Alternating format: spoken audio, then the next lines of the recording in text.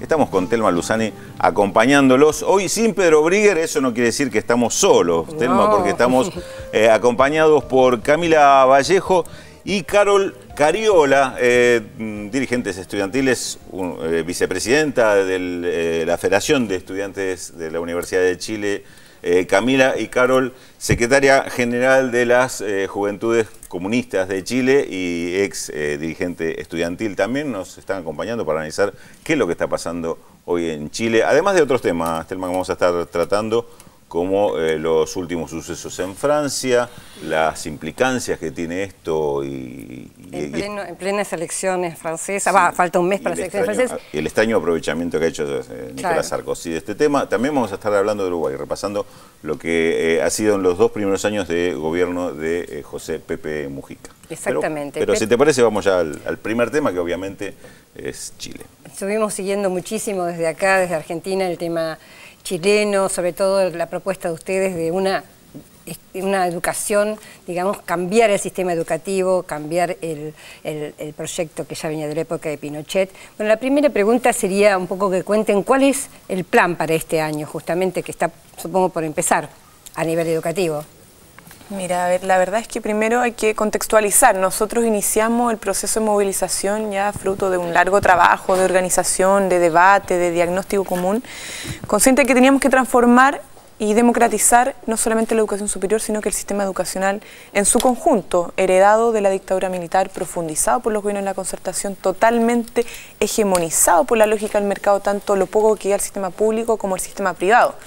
Y ante esa apuesta que hicimos los estudiantes junto con los profesores y otros actores de la educación se sumaron muchas familias. Ya no solamente los actores de la educación, no solamente los actores directamente involucrados con la educación, sino también los indirectamente involucrados con la educación, ya que a todos nos afectaba.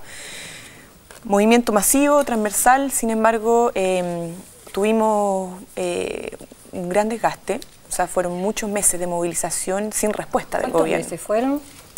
Bueno, más de 8 meses, algunos 7, 8 meses, 9 meses, pero fue complicado un punto de la movilización porque no teníamos respuesta, intentos de diálogo, de conversación con el gobierno, no teníamos respuestas concretas que tendieran a solucionar el problema estructural de la educación, más bien las respuestas fueron maquillaje. Los proyectos de ley que son de iniciativa del Ejecutivo y están en el Parlamento son mero maquillaje al modelo, profundización de la lógica de mercado en la educación. A que ustedes a desgastarlos, digamos, de alguna Entonces manera. Se jugó a desgastar, se apostó a la radicalización, tratándonos de criminalizar como movimiento violento. Entonces se debilitaron los lazos y se perdió toda posibilidad de diálogo y ahí tuvimos que replantearnos el escenario. Y en este momento estamos justamente a propósito de ese análisis que hicimos en un proceso de debate, de discusión, de replanteamiento de lo que vamos a hacer este 2012 y entendiendo que también un escenario en donde se despertaron muchos otros problemas. O sea, en Chile, el 2012, claro, fue caracterizado y centrado en el tema de la educación, pero se empezaron a visualizar problemas en nuestro sistema político, en nuestro sistema económico, y hoy día hay conflictos regionales que son sentidos en todo el territorio nacional. Sí, y aparte lo que no logró esta acción del gobierno de Chile es esconder, ocultar el problema, es decir, no logró que se visibilizara el conflicto de los estudiantes chilenos, que me parece que es el gran mérito de esta dirigencia estudiantil. Carol, un poco recurriendo a lo que conversamos fuera del aire, antes de iniciar el programa, de que Chile se ha exhibido a la región, desde el pinochetismo para acá, como un modelo, a veces como un modelo económico, como un modelo de gestión, inclusive como ustedes mencionaban, como un modelo de educación. ¿Se está logrando revertir esto? ¿Qué es lo que pasó para que esto de repente se ponga por lo menos en un sentido crítico, que esta visión que tenían, sobre todo impulsado desde el modelo neoliberal y aquellos dirigentes y gobiernos neoliberales que tuvimos en la región? Nosotros hemos sostenido que Chile hoy día se ha configurado como el bastión del neoliberalismo en América Latina y el mundo. O sea, recordemos que cuando en plena dictadura militar llegó un grupo de estudiantes, de economistas de la Universidad de Chicago, que llegaron a implementar un modelo político, económico, que no solamente se desarrolló en esos 2 términos, sino que además caló profundamente en nuestro desarrollo cultural.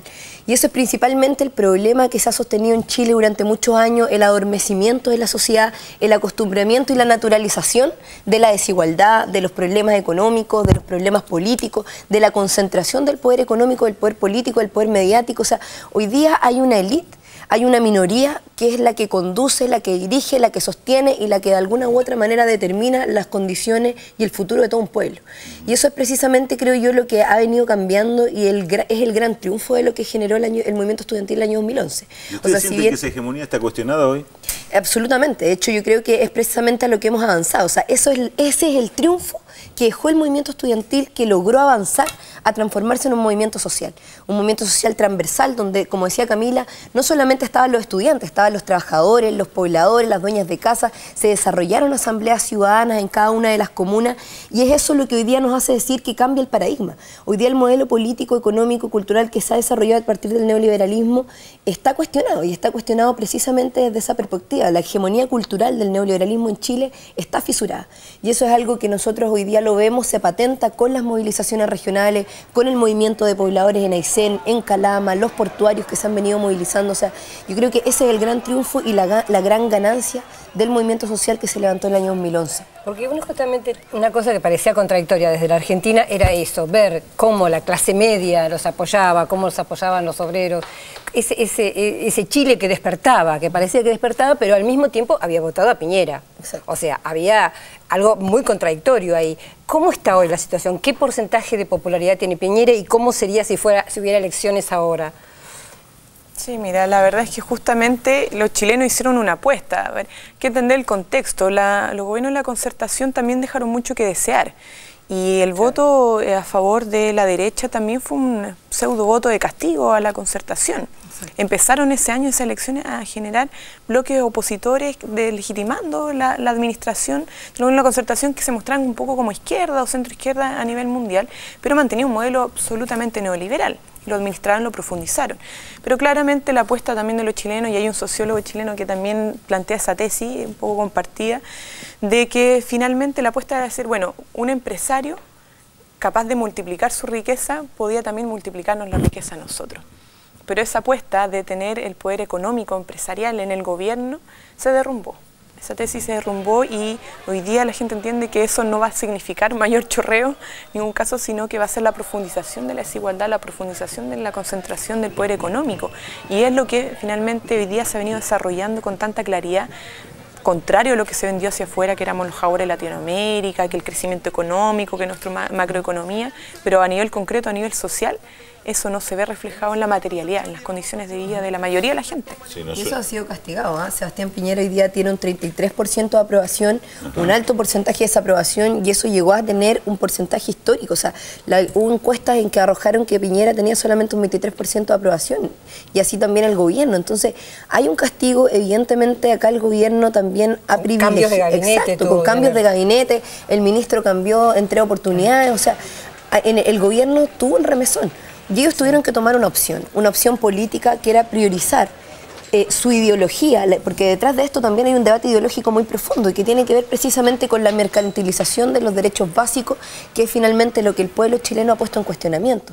Y ellos privilegiaron su postura ideológica por sobre la representación que el pueblo chileno les exigía en función de generar cambios estructurales, no solamente en la educación, sino que también en la institucionalidad y la democracia. Esto que decía Camila de empresarios exitosos que derraman éxito cuando llega el gobierno nos suena bastante conocido por estos lados. No es una exclusividad chilena, pero recordaba una frase de Sebastián Piñera a propósito de la gratuidad o no gratuidad, que decía, no habrá educación gratis porque las cosas no son gratis y alguien tiene que pagarlas. Una reflexión que parece más de un empresario que de un estadista. Estas cosas son la que fueron condenando a Piñera a medida que se va desnudando esa ideología. Pero él se equivoca en su apuesta, porque justamente hay algo de razonable en eso.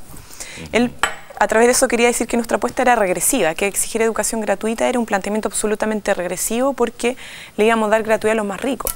Pero lo que pasa en Chile es justamente eso, ahora. O sea, los más pobres están pagando más por la educación que los más ricos, aun cuando no ingresan siquiera a la educación superior, por ejemplo. Porque el sistema, ¿por qué es así? Porque el sistema de tributación en Chile es regresivo. ¿Ya? No está fortalecido en el aspecto progresivo de la carga de los impuestos a la renta. ¿Ya? Lo que pasa es que a nivel legal se permite la elusión tributaria. De hecho, en las escuelas de derecho se enseña. Se castiga la evasión, porque eso está penalizado, pero se permite la elusión, y mientras un empresario más eluda, más capacidad quiera para eludir, más premiado, o sea, se potencia eso, y eso hace que finalmente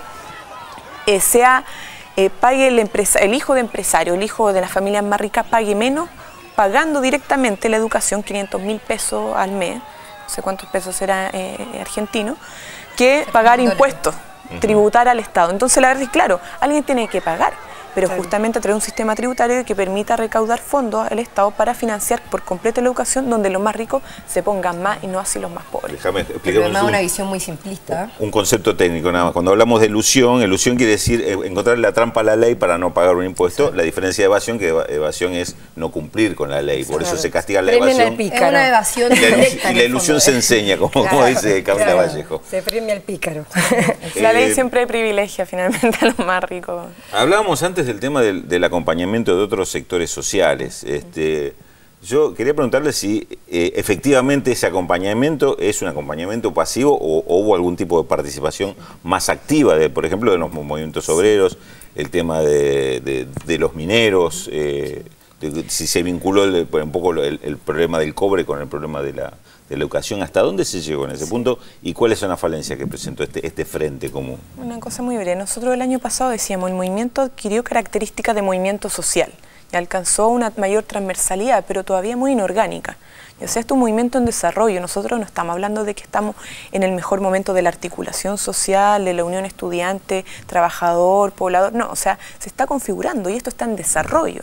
En 2011, efectivamente, quienes más salimos a la calle fuimos los actores de la educación en conjunto, de manera ya, claro, un poco más quizá más pasiva, pero en las calles, de otros actores sociales. Hoy día, la verdad es que otros actores sociales, los trabajadores, los pobladores, las dueñas de casa, están tomando también un rol más protagónico. Lo que está pasando en Aysén, lo que está pasando en Calama, está demostrando eso. O sea, claro, no somos tarde, pero estamos ahí atrás, porque entendemos que lo que están planteando los estudiantes son nuestras demandas como trabajadores. Lo que plantean en Calama respecto a la renacionalización del cobre, del agua, es lo que también planteamos nosotros. La descentralización, los problemas en la salud, los problemas en las condiciones laborales son problemas transversales, independientes si un estudiante o trabajador, somos seres humanos todos, y todos nos sentimos afectados por un modelo que deshumaniza, que no garantiza derechos humanos básicos. ¿Y cómo sería esa articulación? ¿Cómo lo articularían?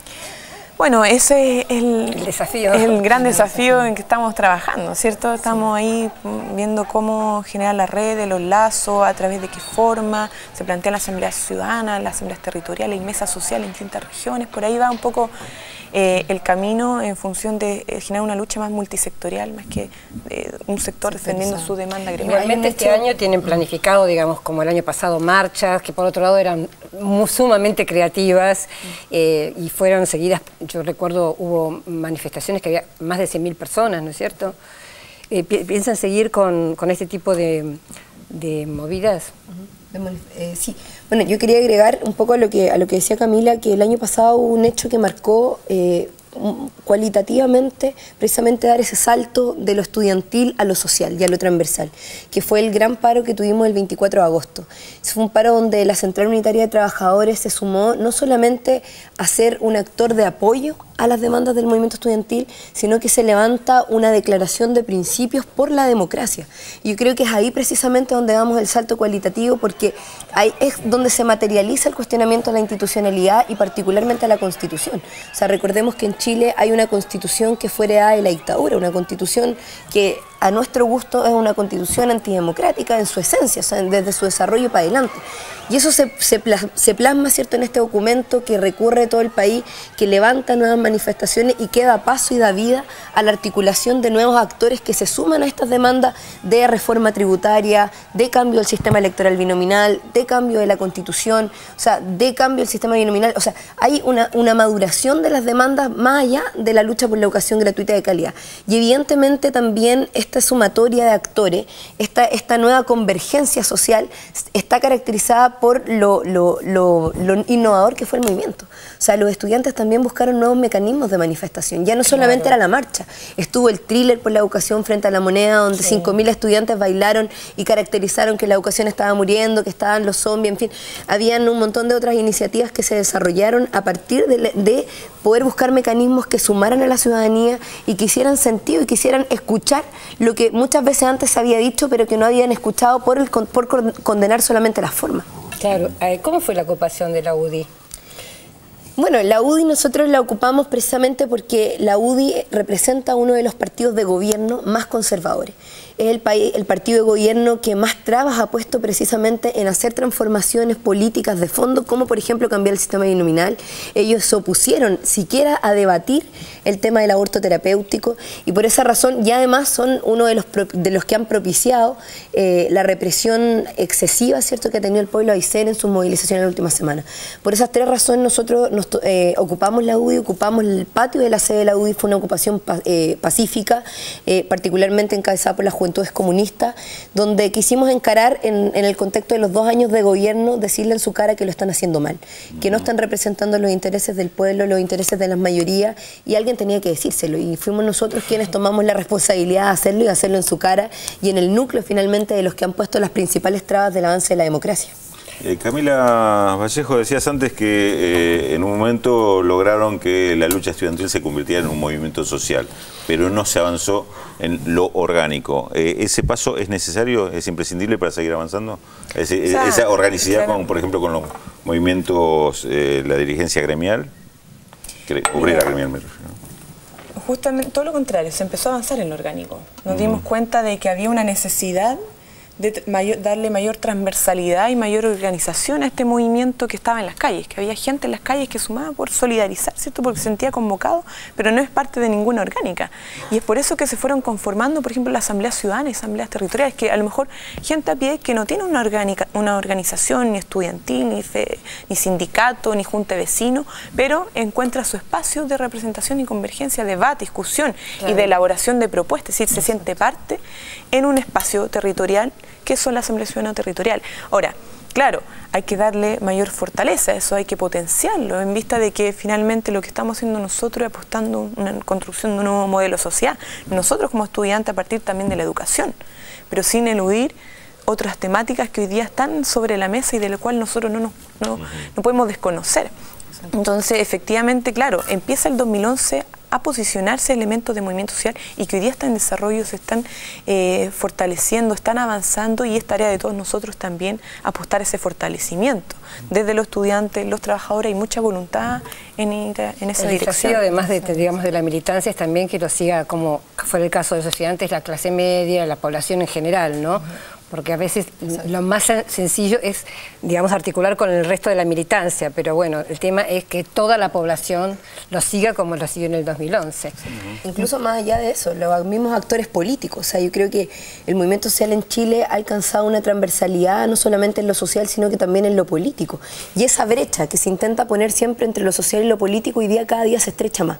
Y porque precisamente por las demandas del movimiento social que han avanzado a ser demandas políticas y profundas. O sea, el movimiento social en Chile es un movimiento absolutamente político, y eso es algo que por más que intentan ensuciarlo por el hecho de que la palabra política o la política la han intentado ensuciar durante mucho tiempo, no lo han logrado porque la gente ha tenido, y el pueblo chileno ha tenido un nivel de maduración donde logra entender la importancia de que las demandas políticas estén en el centro de los objetivos, y por eso el pueblo Aysén, por ejemplo, en sus demandas, en sus reivindicaciones, han dicho, o sea, mi problema es tu problema, porque han entendido que la gremialización de las luchas no nos lleva a las transformaciones profundas. Yo quiero invitar a los que nos están escuchando a mañana, ustedes van a estar en el Centro de la Cooperación a las 11 de la mañana y quedan Corrientes 1543, todo el mundo conoce al Centro de la Cooperación, van a estar con Juan Carlos Junio y Alejandro Forni, así que bueno, quienes quieren escuchar mañana a las chicas pueden ir allí.